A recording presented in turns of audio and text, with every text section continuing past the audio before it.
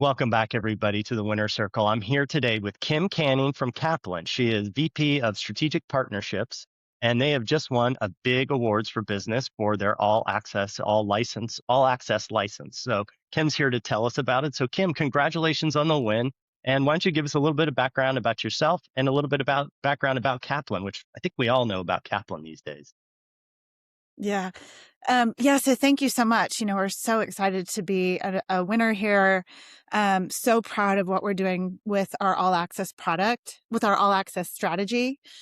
So I have been at Kaplan a long time, 28 Oh, years. wow. And I've Congratulations on really, that. yeah. Yeah. I was only 14 when I started.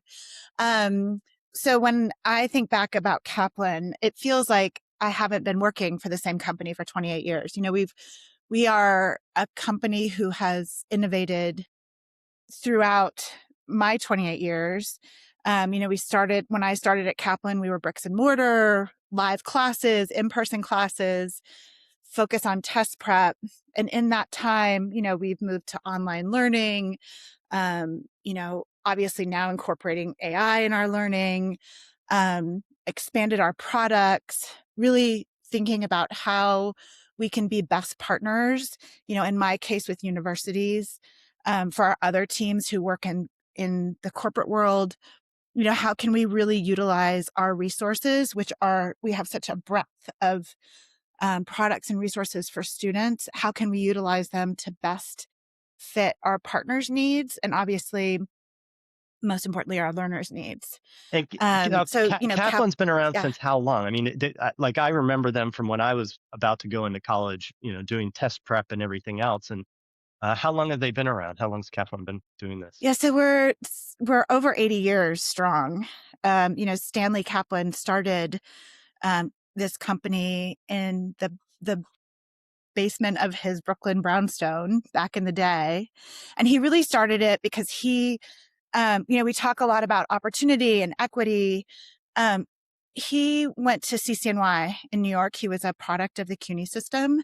He really wanted to go to medical school, but because of quotas at the time around Jewish applicants, he did not have that opportunity.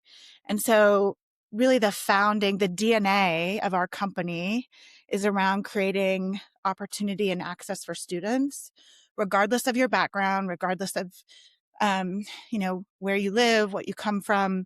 And that to me is one of the things, one of the things that has kept me at Kaplan for as long as I've been at Kaplan, because you can really feel that in in everything we do. Yeah, no, you guys won the award for this all access pass. And so I want you to give Mhm. us a little bit of background, but it's basically an enterprise license for a university so that their students don't have the burden of all the cost and complexity of test prep. So walk us through kind of what that all access pass is. Yeah, so I'll give you a little bit of history on. So my team, the university partnership team, we have worked at an institutional level with partners for 15, 20 years. And how that looked previously was we would sell into individual departments. If a pre-med advisor got a grant for $10,000 and they could put 10 or 15 students into an MCAT course or a post-bac program or um, a graduate program, a summer program. Those are the types of opportunities we would work with at a university. Obviously, it was very limited. It was expensive. Schools tend to not prioritize these types of resources for students, and kind of say to students, while you're going through, whether it's going through an application to professional or graduate school, or resources to help build up your resume. Schools don't necessarily prioritize this for students. It's something that they've always had to go and find themselves, right? And so a couple years ago, in talking to partners, we really started hearing more of how can we get these resources in more students' hands and that it doesn't bankrupt us, right? And so internally at Kaplan, we were at a point where, we had combine Kaplan Test Prep with Kaplan Professional to be Kaplan North America. And so from my team's perspective, that expanded resources, not just for test prep, but also we then had access into resources for credentialing, professional development, soft skills. So we could really round out a package. And so it wasn't just meeting students who were going to medical school or law school, but really we in theory could meet any student where they're at. And so after a lot of conversations, again, with various partners, it's one of the things I love that we really try to dig in with what our partners want and need. We came up with this idea of all access. So for a flat fee, students at a university can have access to our kind of 40 plus product list, and they can sign up for whatever makes sense to them. Now, obviously, we have partners that use this in different ways. We have some partners who incorporate some of these resources into their first year programs to make them more sticky and valuable. So critical thinking, intro to data literacy, those kinds of things. And then when you get into, being a junior or senior, students have access to test prep, licensure prep, credentialing, things to either build your resume as you go out into the workforce, and or obviously we all know healthcare is a big issue right now. Being able to pass the NCLEX is super important for us to continue to have nurses in our hospitals, going on to professional or graduate school. So the thing that I really love the most is how this is a big idea, but it's also really flexible and applicable in a lot of different ways for both our partners and students. So, That was a long... like these big careers and the graduate schools Mhm. generally require these testings, LSATs or MCATs or whatever they are. Mhm. What do Mhm. you think historically, other than cost, is the big barrier that you're finding that students don't go latch onto these and go find them? Yeah. So obviously cost is a barrier. That's huge for a lot of students. I think kind of regardless right now, especially when students are trying to figure out how to pay for tuition and housing. The second one is the second barrier, I think, is just knowing that these resources exist, right? And so unless in your kind of growing up and your experiences that you have family or friends or mentors that know the importance of some of these tests, or know what door a credential could open for you, or know how important it is. We have a course that helps prepare students just for the first day of employment, right? For walking in and how to be a good employee.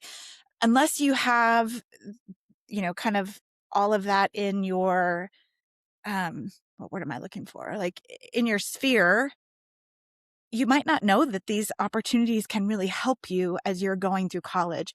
And that's another important piece, I think, that for our university partners, they're also trying to figure out how to make those connections for students. And all access can be kind of that kind of connector, right? So obviously it eliminates financial barriers, but it also can open up doors for students that they didn't even know exist. And the university is part of that. And where the university kind of emphasizes that, I think can become more clear, both for the school and for students. I think what you said makes all the sense in the world. I remember, going back to those first days of employment or first day of school and in your expectations, right? That's where all your anxiety comes, because you don't know what to expect. It's kind of unknown. That's And right. so having a little bit of training and understanding of just those simple things would be really great. And I would imagine that, your school customers um, are really looking at this as a value driver for their tuitions already. But even more than that is it's not like a checkbox add-on. I would imagine it's really helping them kind of drive loyalty in the schools. I mean, a lot of schools have a problem graduating students, and so This would just That's be right. another tool in their system to kind of really get students engaged, get them prepared, have them understand, kind of reduce that anxiety. Are you seeing that as well as not just a cost for students, but really to help kind of drive engagement and drive loyalty within the school? Yeah, absolutely. Some of the conversations that we've had with our partners, they see a huge benefit of being able to students might not take advantage of a resource until later, but introduce this to them as freshmen or even as they're recruiting, right? During the recruiting admissions process, to be able to say, this is something that you have access to, right? There are pieces you can access as freshman and sophomore, but also most importantly, as a junior or senior. Um, actually, I had a conversation with one of our partners, and he said it just helps students get used to the idea that these are resources that they should have and that they should use. And I think that's another piece of engagement that really can help drive persistence and retention, and like you said, ultimately graduation. And as we've talked to partners in other webinar settings, and as we do calls with them, um, God, I totally just lost my train of It's okay. thought. I don't know. I'll come back to Yeah, that. we'll step back. It's all right. Now, you guys have taken this kind of traditional model and stood it on its head, right? You've taken this, hey, student pays, always a student pays model. Mm. And now you flipped it on its head to say, hey, the university is getting this enterprise license. It's good for everybody. What inspired that change? How did you get beyond the initial kind of shock from the universities of going, what, I have to pay for something else? That's a good question. This isn't something that universities have in a budget line item for. Um, I I think so. When we started All Access, I think one of the benefits that we had in rolling out something that was kind of so different and unexpected, maybe, is that we had partners that trusted us. So we have a big footprint in the HBCU space. So historically underrepresented Black Colleges and HBCU, universities. historically Black college and universities. Oh my God, Too thank many you, Matt, acronyms in the Russ. tech world and college Yeah, world. seriously. Historically Black colleges and universities. So we have a really big footprint there. Some of our kind of longest standing best partnerships are in that space. And so we were able to go to them and say, hey, we have this idea. This is how we think it could benefit, your students, all the things we just talked about with retention and graduation. And obviously, an important piece of work that we focused on is diversity in med school and law school pipelines with these folks. And so we were really able to use our current partners as sounding boards. The idea came from partners, but then once we kind of came up with this concept, we went directly to our best partners and really had a positive response. And they worked hard to find dollars in their budgets, grant money to start, to be our first partners with All Access. And so, when I think about where like, let's be honest, it's a hard ask of a university with everything, you know, with the loss of federal grants and the international student issue. Like, it's a hard time. I think where we have an impact immediately with students, this isn't a project or a buy that takes a huge ramp up time, and you have to wait to see a university has to wait to see the ROI. We literally have we stand this up and we have students enrolling on day one. NYU is a partner that signed on 2 years ago, and literally in the first week we had thousands of students enroll. And that's an extreme example, but we can have hundreds of students start to enroll immediately. And so when you're talking about, like, where do we put an investment and where can we see immediate return, that's what we see with All Yeah, Access. I would imagine as you were talking about that, you've got the test prep for juniors and seniors. I really love the concept of helping those freshmen and sophomores, have better kind of better soft skills going into school because I think that's where a lot of that's lacking and a lot of at least in my own personal experience with kids going through college, that initial engagement of getting involved in the school, getting curriculum, going to classes, that first kind of bake in, those first few weeks are really Yep. critical to get a kid kind of moving Yep. in the right direction. And it seems like, all those soft skill classes would really help. Yeah. So, one great example of this is Hampton University, who signed on. Again, they were one of our first partners. And this is where I love these conversations with universities because it never looks exactly the same, right? There's always there's always a little something different with a partner who wants to use what we're doing in a way that meets specifically their needs. So Hampton, we were sitting at a table with the president and his cabinet and, kind of signing on the final document. And he turns to his whole team and he goes, the most important thing here is critical thinking. I want to graduate. I want all Hampton students to be known as critical thinkers. And so we're going to use that critical thinking course for freshmen.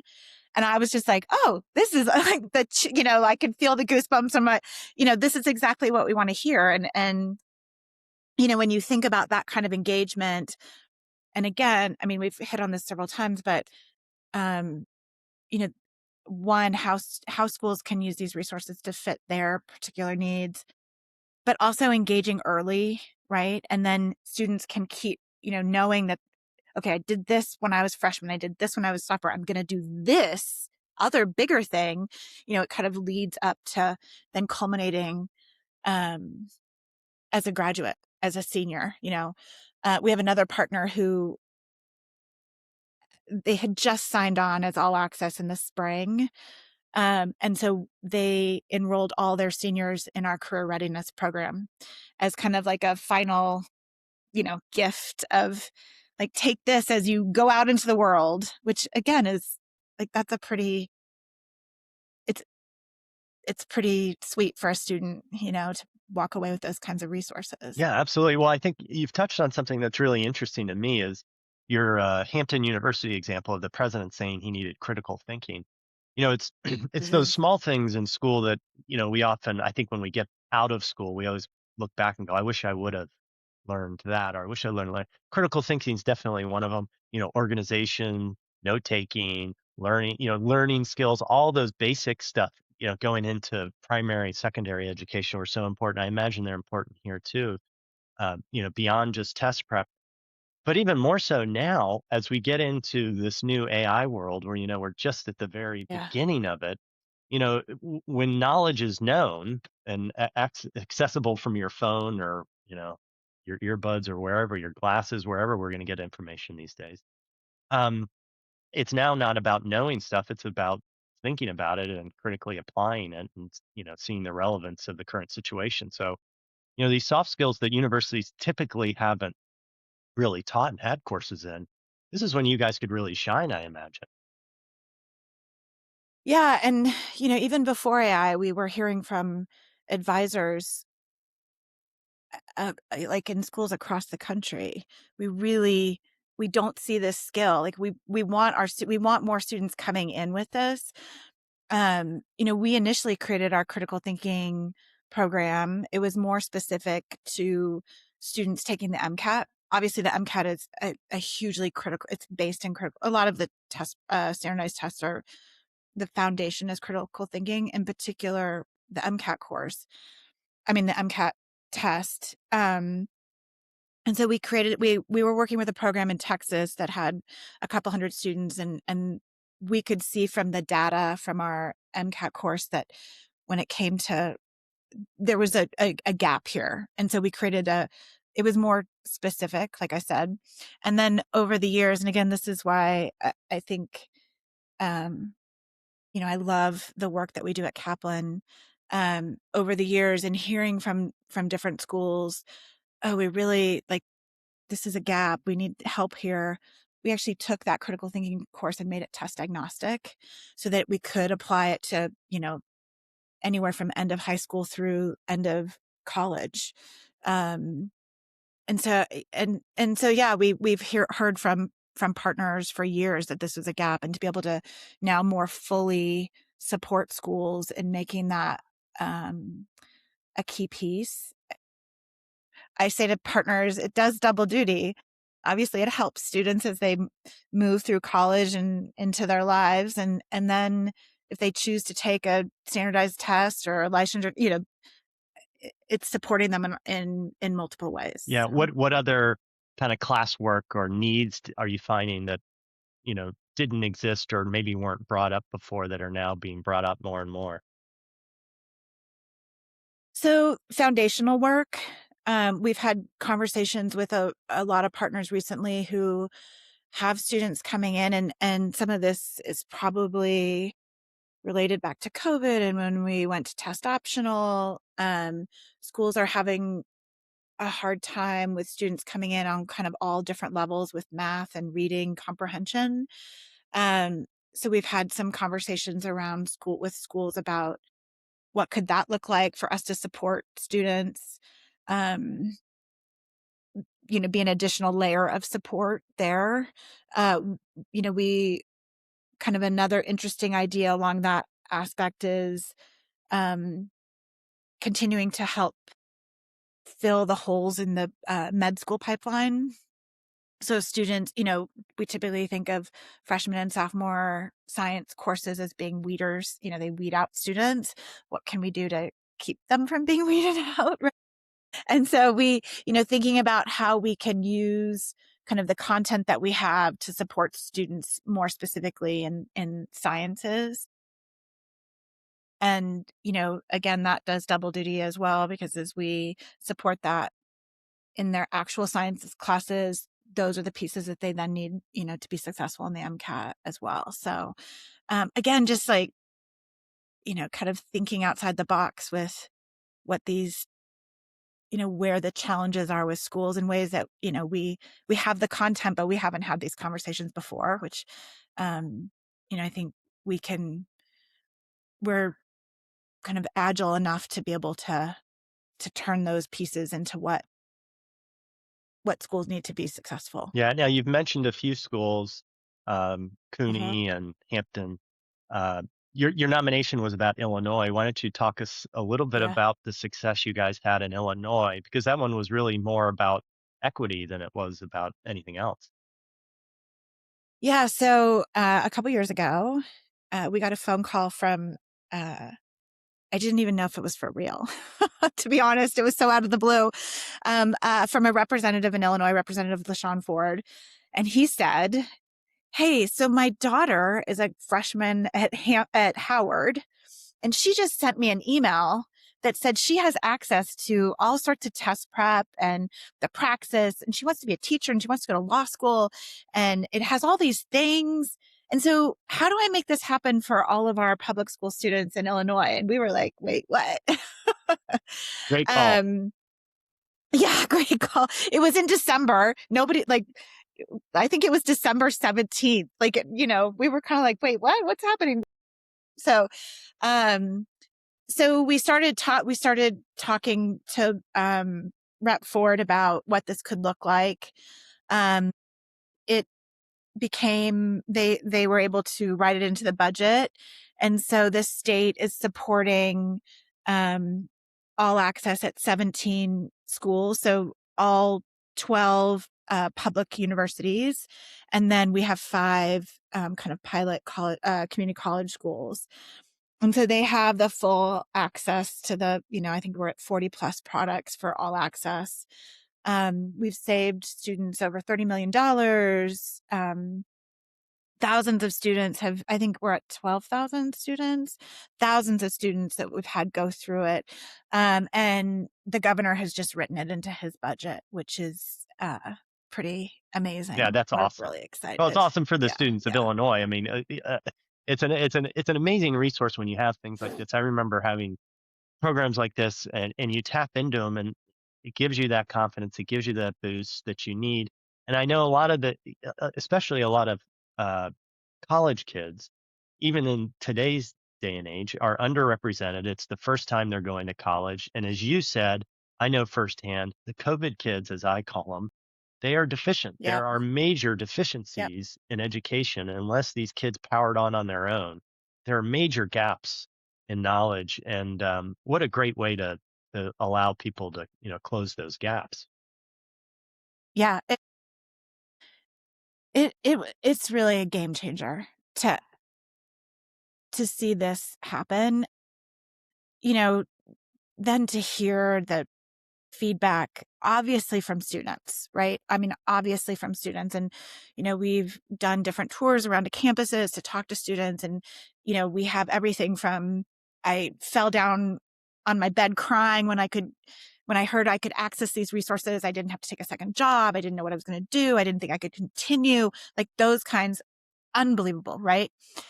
But then also hearing from the schools, advisors, people on the front lines of schools who are saying, this is going to change everything for our group of students. This is going to change everything for the department, for what we do, how we can help students be successful. It's really, again, I gave myself some chills just talking about it.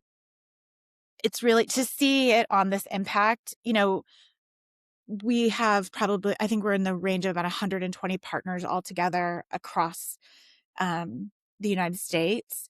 But to have it so concentrated and have it all roll out at the same time and just see that type of impact has been pretty special and Well, and amazing. you've done something that's actually really difficult. Um, you've coordinated across governments, institutions, Mhm. legislators, parents, and everything else. I know I'm pointing over here. We're trying to get a crosswalk put in across a county road that Oh, connects two yeah, cities, different townships, and it's a county road. yeah. It's impossible to get all those people to talk together, and yet you're able to do it somehow through, just education and improving people's lives. How has it been kind of coordinating all those different disparate groups and getting them to kind of Mhm. congeal on one good idea? Listen, it has been a team effort on both sides. We have a government affairs team that works up with us. We have an sales operations team, the work that sales does. Um, I think, and then on the Illinois side, we've actually worked with ISAC, the Illinois Student Commission Association. They have been a fabulous partners. And, I think and it's been a long road. This didn't happen overnight either. I think what you just said, though, that we were all being driven by the mission of wanting to support students and ultimately understanding that if we could make this happen, how we could affect so many student lives and kind of trajectories all at once. I think that kind of kept everybody going, like, look, at the end of the day, I think everybody can acknowledge the wheels of government turn really slowly. There are lots of obstacles always. But I think what kept everybody kind of, you know, in lockstep and moving forward. I didn't know I would know Springfield as intimately as I do now, right? Like everybody just saw the end goal of helping students and making this type of impact. And I think that's, you know, obviously the end result was us rolling this program out last January. Now it being embraced and adopted by the governor, that all happened because we focused on that mission, and then once we were able to roll it out, the impact was what we wanted it to be, and that kind of continued to help push it forward in an atmosphere where, I mean, I think we can say this, right, where higher ed's really challenging right now. And there are lots of competing, obviously, interests across the board. So, yeah, it's just the most exciting thing ever. If I know we have every university leader listening to us right now because we're that popular. Um, if you could give them one piece of advice, if somebody didn't know about your program, didn't know about All Access, knows about Kaplan, what advice would you give to them just, in dealing with their future students?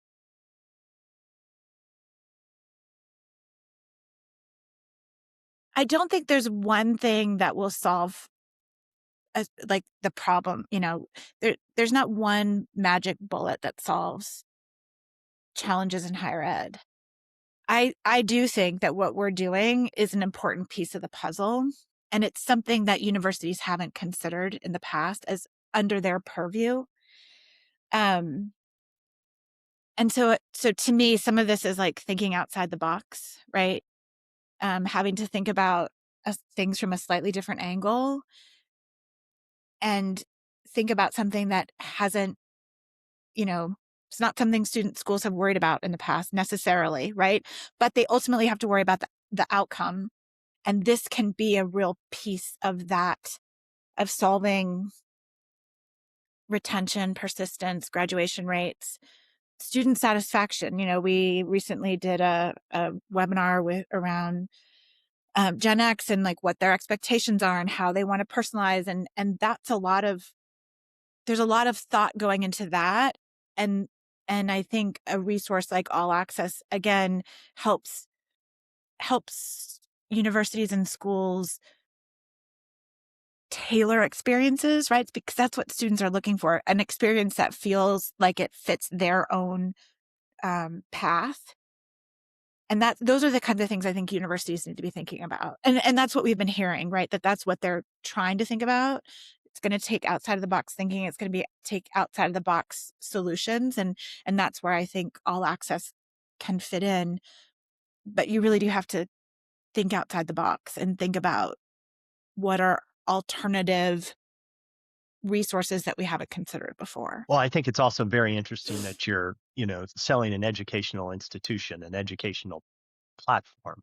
Mhm. I would imagine that some leaders Yeah. look at it as a threat to their own existence. Yeah. And the progressive smart ones are going, I've got holes in my curriculum. I've got holes in my skill sets. And those holes and skill sets change from year to year.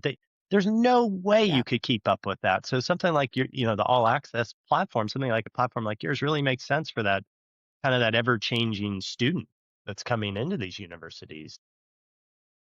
Yeah. No, I think you're totally right. And we work really hard with our partners, as we're having conversations with new partners, and hopefully you've heard this throughout the conversation, it doesn't have to be a cookie cutter. It's not the one size fits all.